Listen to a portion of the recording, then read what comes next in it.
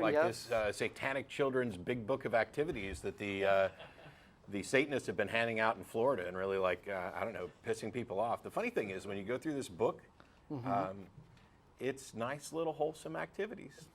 Find the differences. I think they are, if you look at it though, they're playing up probably people's preconceptions of them, because you've got like the little kids in their robes. Yeah. And so I think that they're having maybe sort of taken the piss, but Well, these bullies are mad and afraid of things they don't understand. Help Damien use inclusive language to diffuse the situation. Yes. And you unscramble words like justice. Yes.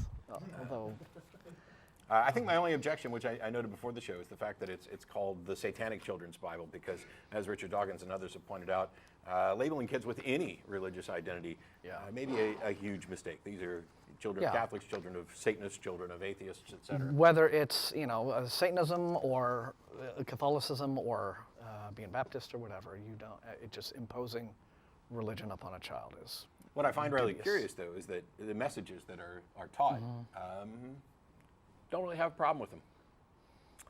Well, this one's really cute, though. I like this one. What's Cerberus dreaming about? See, there he is.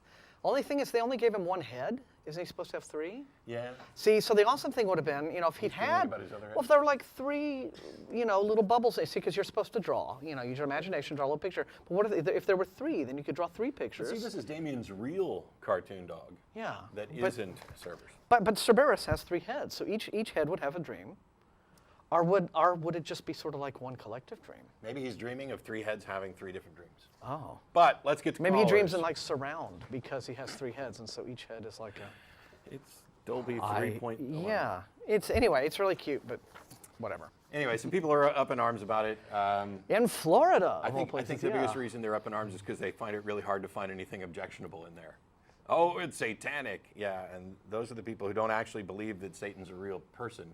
And my view on Satanism, I've talked about many times, which is I think they're using a particularly stupid label choice for sensationalistic purposes. But what they're actually, the positions for things like LaVeyan Satanism and stuff, not bad.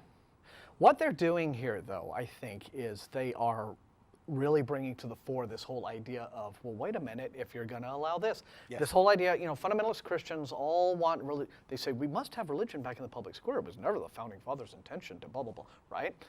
But of course, they're only thinking of their own religion when they talk about, we want 10 Commandments in public spaces and in courthouses and what have you.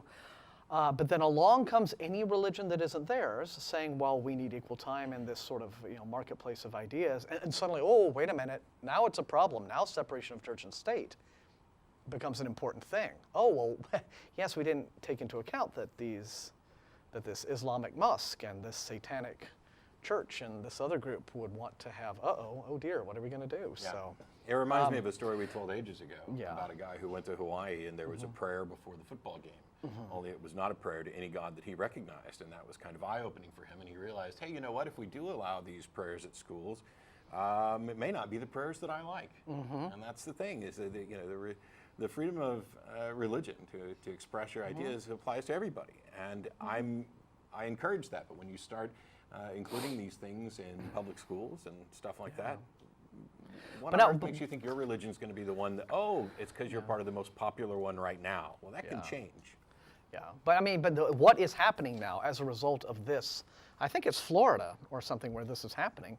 Now, the same groups who were formerly saying we must have this inclusion, et cetera, saying, oh, well, now I think we just really can't have any kind of religious texts in schools. It's just going to create a big problem. It's an irony.